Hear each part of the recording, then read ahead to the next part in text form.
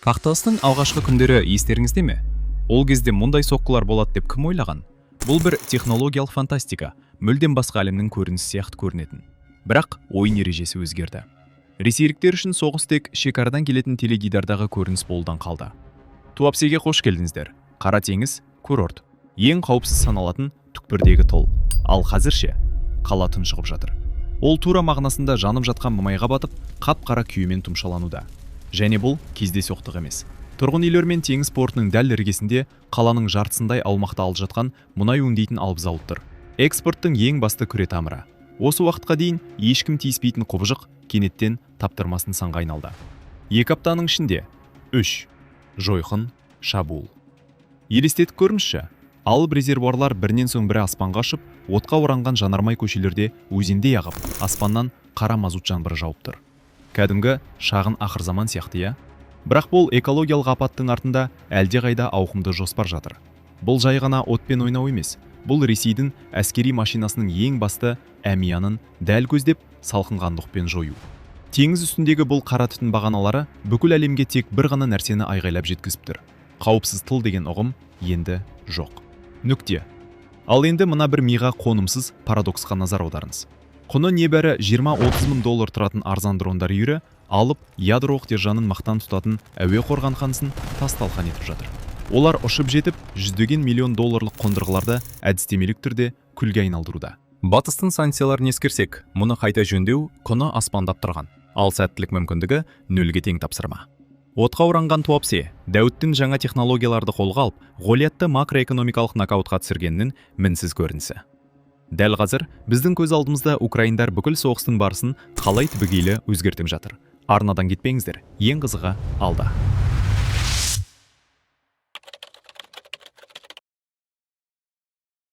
Мұна сандарға мән бер көріңізші.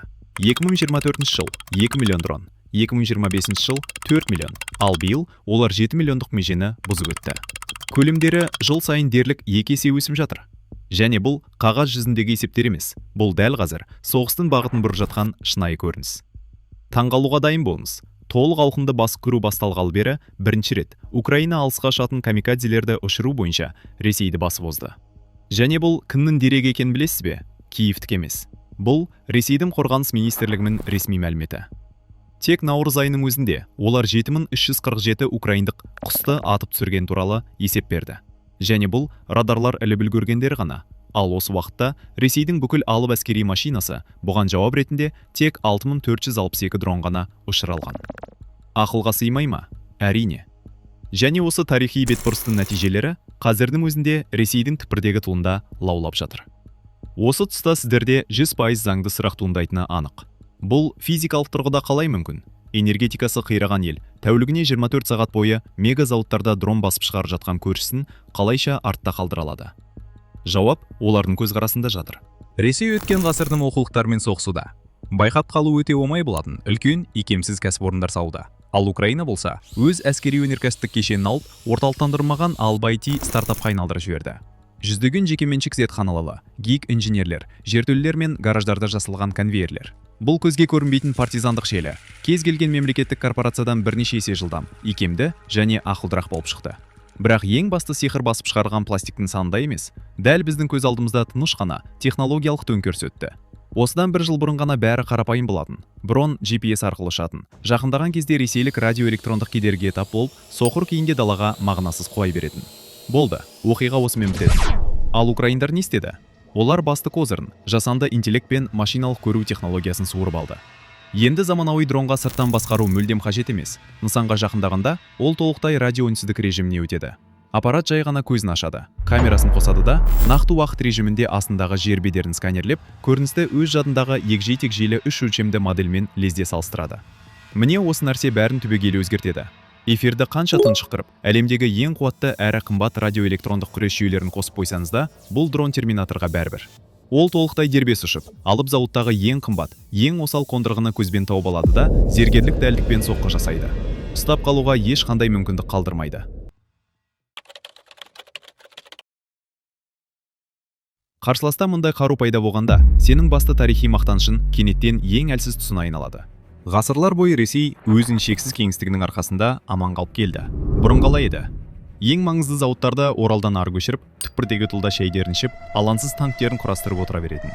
Оны ұмытыңыз. Автономды дрондар дәуірінде алып алмақ бұл енді қорған емес. Бұл үкім. Физика мен экономика заңдарын алдай алмайсың. Құрлықтың жетінен бір бөлігін тұтас әуе қорғансы күмбезмен жауып тастау мүмкін емес. Тіпті дәл қазір НАТО елдерінің барлық зениттік зымырандарын жинап әкелсе де, олар жетпейді. Ал енді таза математикаға көшейік. Өйткені кез келген қажыту соғысы бұл әмияндар жарысы. Есептейміз. Алысқа ұшатын бір украиндық дронды жасау 50-ден 100 мың долларға дейін тұрады. Қымбаттау көрінетін шығар. Ал енді оны атып түсіруге ұшатын ресейлік зымыранның бағасына қарайық. С-400 немесе заманауи панцир жүйесінің бір реткі атысы бұл жарты миллионнан бірнеше миллион долларға дейін жетеді.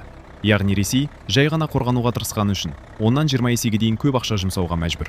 Ал егер дрон бәрібір бұзып өтсе ше, ол жүздеген миллион тұратын мұнай қондырғысын күл-талқан етеді. Бұл абсолютті қаржылық нокаут.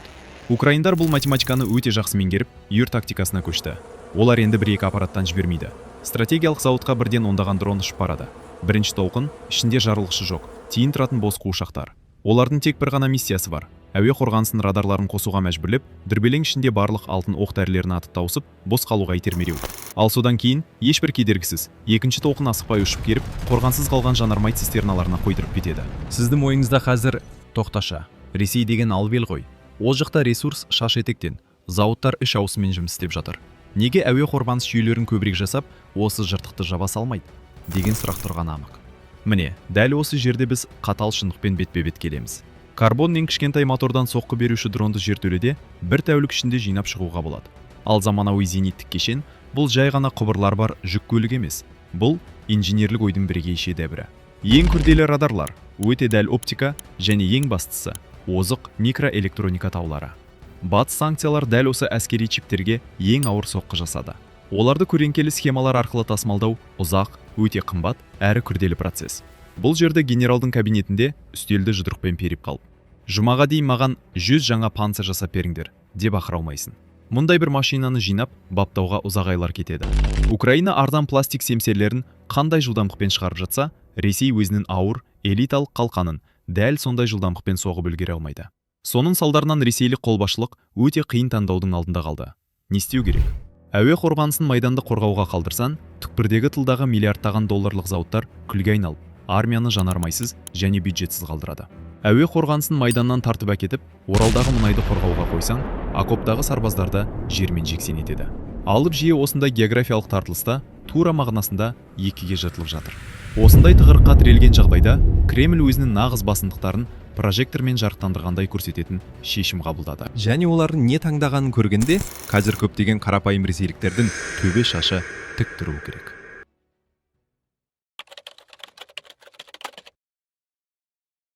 Олар нені таңдады? Өзін-өзі сақтау инстинктінің логикасы өте қарапайым. Бәрін құтқару мүмкін болмаған кезде сен ең қымбатын аман алып қаласың. Және жоқ, бұл зауыттар емес, қалалар да емес. Валдайға, Владимир Путиннің жеке резиденциясына қош келдіңіздер.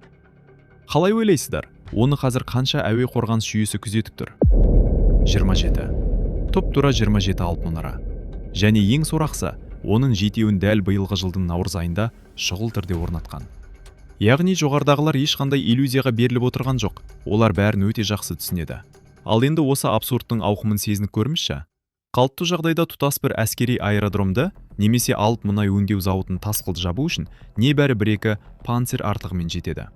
Қазір Валдайға жиналған арсенал Екатеринбург немесе Новосибирск сияқты миллион тұрғыны бар қалалардың көп қабатты қорғанысына еркін жететін еді. Бірақ бұл техника қайда? Бәлкім ол бюджетті миллиардтармен асырап отырған, бірақ дерлік апта сайын өртеніп жатқан Туапсе сияқты стратегиялық кәсіпорындарда қорғап тұрған шығар. Қайдағы? Элита бұл аса тапшы әскери ресурстың бәрін Новгород ормандарында мұқият жасырып қойған. Жүйе өзінің барынша циникалық таңдауын жасады. Алып аумақты физикалық тұрғыда қорғау мүмкін болмаған кезде, олар жай ғана жеке темір күмбездерін тартып алады. Тек өз бастарының үстіне ғана. Және бұл оқиғаның ең маңызды тұсы не екенін білесіз бе? Ойын ережелері қайтымсыз өзгерді. Арзан пластикпен бірнеше қатар ақылды код, дөрекі күшпен икемсіз миллиардтаған бюджетке ресми түрде шах пен мат қойды. Қауіпсіз тыл туралы иллюзияның кілталқан шықты. Ал алып ел осалын сана күйінде қалып жатқанда, осының бәрін бастағандар жай ғана бронды есікті өз арттарынан тарс жауып алды.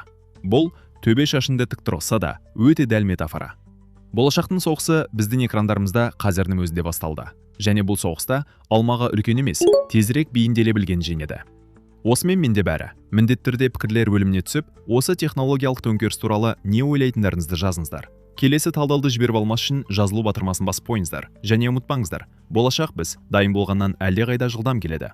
Кездескенше.